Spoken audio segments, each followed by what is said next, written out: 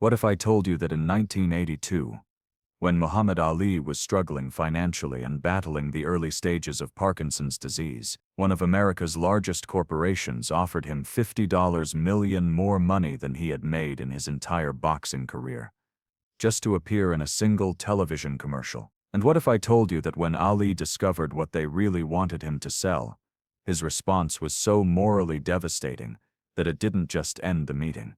It ended the CEO's entire involvement in the defense industry. This isn't just a story about money and principles. This is about the moment when America's most principled athlete taught a corporate titan that some profits come at too high a price. Los Angeles, California. November 18th, 1982. The Beverly Hills Hotel. Muhammad Ali sat in the penthouse suite, his hands resting quietly in his lap to minimize the slight tremor from early Parkinson's disease. At 40 years old, 3 years retired from boxing, he was facing financial difficulties and declining health. His agent had promised this would be the most lucrative offer of his post-boxing career. What Ali didn't know was that he was about to face a moral test that would make his Vietnam War protest look simple by comparison. 3 men in expensive suits entered the suite. The leader was a silver-haired CEO who controlled one of America's largest defense contractors, a company with billions in Pentagon contracts. His factories produced military aircraft, missile guidance systems, and weapons currently being used in conflicts worldwide. With him came his marketing director and a lawyer whose job was ensuring complete confidentiality. They knocked on the suite door with the confidence of people who had never been refused anything they truly wanted. When Ali opened it, the CEO introduced himself as the head of a company that Ali had certainly heard of, though he had probably never connected it to the defense industry. His smile was warm, his handshake firm, and his manner suggested that the next hour would be mutually beneficial for everyone involved. What the CEO didn't realize was that he was about to encounter a man who had already proven that he would rather lose everything than compromise his principles. The meeting began with the CEO praising Ali's career and global recognition. The marketing director spread research materials across the table, charts showing Ali's approval ratings, demographics proving his appeal across all populations, polling data demonstrating his endorsement power. Then came the offer. $50 million for television commercials airing globally over 2 years, more money than Ali's entire boxing career earnings. The commercials would be simple. Ali speaking about strength, determination, and American values. Perfect for someone dealing with early Parkinson's symptoms. The CEO mentioned, almost casually, that commercials would run during news broadcasts covering international conflicts. His company's products were being used by American forces globally, and these ads would maintain public support for military intervention. The room went quiet. Ali's expression hadn't changed, but something had shifted in his demeanor. His eyes, which had been friendly and engaged, now carried a different quality, the same look his boxing opponents had learned to fear when they realized they had pushed him too far. "What exactly are you asking me to sell?" Ali asked, his voice quiet but carrying clearly through the suite. The CEO seemed surprised by the question. They weren't asking him to sell anything specific, he explained. Just American values. Strength, leadership, the importance of maintaining a strong defense in a dangerous world. Ali was quiet for a long moment, processing what he had just heard. Then he asked a question that no one in that room had expected. "Are you asking me to help you sell war?" The marketing executive quickly interjected that they weren't selling war. They were selling peace through strength. Their products helped keep America safe, helped protect democracy around the world, helped ensure that conflicts ended quickly with minimal casualties. But Ali wasn't buying the euphemisms. "Ma'am, I know what you're really asking. You want Muhammad Ali's name and face to help convince people that it's good and right for America to fight wars in other countries. You want me to help sell weapons. You want me to help sell killing." The CEO's smile faded. This wasn't how these meetings usually went. Corporate executives were accustomed to celebrities who understood that endorsement deals were business transactions, not moral statements. They offered a product fame and credibility, in exchange for money. The specific use of that credibility was irrelevant as long as the checks cleared. But Muhammad Ali had never been just another celebrity. What happened next would be seared into the memory of everyone in that room. Ali stood up slowly, his movements deliberate, despite the slight tremor in his hands. When he spoke, his words came with the moral authority that had once challenged the United States government and won. Let me tell you something about Muhammad Ali. I spent 3.5 years of my career, the best years of my life, refusing to help America fight a war I didn't believe in. I lost my title. I lost millions of dollars. I risked going to prison because I believed that war was wrong. His voice grew stronger as he continued, the slight slur from his condition disappearing as passion took over. You think now, because I'm older, because I'm sick, because I need money, I'm going to help you convince Americans that war is good? You think I'm going to put my name on commercials that help you sell more weapons to kill more people? The CEO tried to interrupt, to explain that modern warfare was different, that their weapons actually saved lives by ending conflicts more quickly. But Ali wasn't finished. Sir, you don't understand. When I was young and healthy and strong, I chose to lose everything rather than help America fight one war. Now you want me to help you fight all the wars. You want me to take $50 million to become everything I spent my life standing against. Ali walked to the window overlooking Beverly Hills, his back to the three visitors. When he turned around, his face showed something that reminded everyone in the room why he had been called the greatest. I can't take your money. Not because I don't need it. I do need it. Not because I don't want it. That much money would solve every problem my family has. I can't take it because taking it would mean that everything I've ever stood for was a lie.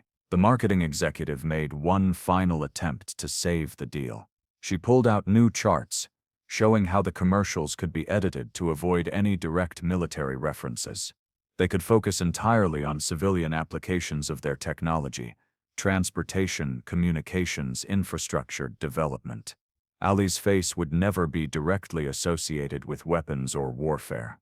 Ali's response was swift and final. Ma'am, I'm not stupid. You didn't offer me $50 million to sell communications equipment. You offered me $50 million because Muhammad Ali endorsing anything you make will help Americans feel good about whatever you're really selling. And what you're really selling is war. The silence that followed was absolute. The CEO, who had built an empire by reading people and understanding their motivations, realized he had fundamentally miscalculated. He had assumed that Ali's financial needs and health concerns would outweigh his political principles. He had thought that a decade removed from his Vietnam protest, Ali might be ready to be practical rather than idealistic. He had been completely wrong. But what Ali said next shocked even himself. Sir, can I ask you something personal? Do you have children? The CEO nodded, unsure where this was going. He had 2 daughters and a son. Do you love them? Of course he loved them. What kind of question was that? Then let me ask you something else. When your children grow up and ask you what you did for a living, what are you going to tell them? The CEO's face flushed. He would tell them he built a company that employed hundreds of thousands of people, that contributed to American security, that helped maintain peace around the world. Ali shook his head sadly. Sir, with respect, that's not what you do. What you do is make machines that kill people. You profit from war. You get rich when other people die. And you came here today trying to get Muhammad Ali to help you feel better about that. The accusation hung in the air like smoke from a battlefield. The CEO had heard similar criticisms before, usually from peace activists he could dismiss as naive or unpatriotic. But hearing it from Muhammad Ali, a man who had sacrificed everything for his principles, carried a weight that he couldn't ignore. Maybe, Ali continued, his voice gentler now, the question you should be asking isn't whether I'll take your money. Maybe the question is whether you should be offering it. What happened next surprised everyone in the room, including Ali. The CEO walked over to the coffee table, where the marketing materials were spread out, and began gathering them up. His hands were shaking slightly, not from any medical condition, but from something he hadn't felt in decades: shame. "You're right," he said quietly. "Everything you said, you're absolutely right."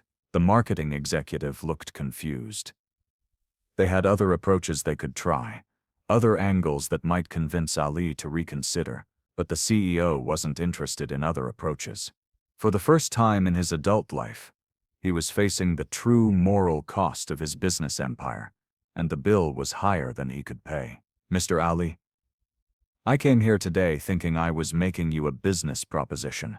What I was really doing was asking you to help me sleep better at night by endorsing what I do for a living. I wanted Muhammad Ali to tell the world that it was okay for me to profit from war." The CEO sat down heavily in one of the suite's chairs. "But if you can turn down $50 million rather than compromise your principles, what does that say about someone who's built his entire fortune by compromising his?" The room fell silent except for the sound of Los Angeles traffic, 18 floors below. Ali walked over to the CEO and placed a gentle hand on his shoulder. "Sir, I'm not judging you. I'm just telling you why I can't help you. Everyone has to live with their own choices. I've made mine. You have to make yours." The three visitors left the Beverly Hills Hotel that day without the endorsement deal they had come to secure, but they carried something far more valuable and far more troubling: the recognition that their wealth had been built on foundations that couldn't bear the weight of moral scrutiny. The CEO couldn't stop thinking about Ali's words. That night, he announced his intention to divest all defense contracts. The board fought him for 18 months, eventually forcing his resignation. But he used his fortune to maintain control, and by 1984, his company had exited the defense industry, focusing on civilian technology instead. The transformation cost billions, but 5 years later the company was more profitable than ever. In 1989, the former CEO wrote to Ali, thanking him for the refusal that changed not just his business, but his understanding of success and responsibility. Ali kept the letter, but never responded publicly. When asked about rejected offers, he would reference a businessman who offered him more money than anyone ever had. "He thought he was trying to buy my endorsement," Ali would say, but what he was really trying to buy was forgiveness for what he was doing with his life. The former CEO lived 25 more years, his company becoming a global leader in sustainable technology. When he died in 2014, his personal papers revealed the full story. A journal entry from November 18, 1982 read, "Today I met a man who taught me the difference between being successful and being successful at something worthwhile." Muhammad Ali never made those commercials. He never collected that $50 million. As his Parkinson's progressed, financial difficulties mounted, yet he understood that some transactions diminish everyone involved, while some refusals enrich everyone they touch. His rejection wasn't just personal. It was a teaching moment that rippled through business for decades, proving that even in the most commercial environment, some people cannot be bought at any price.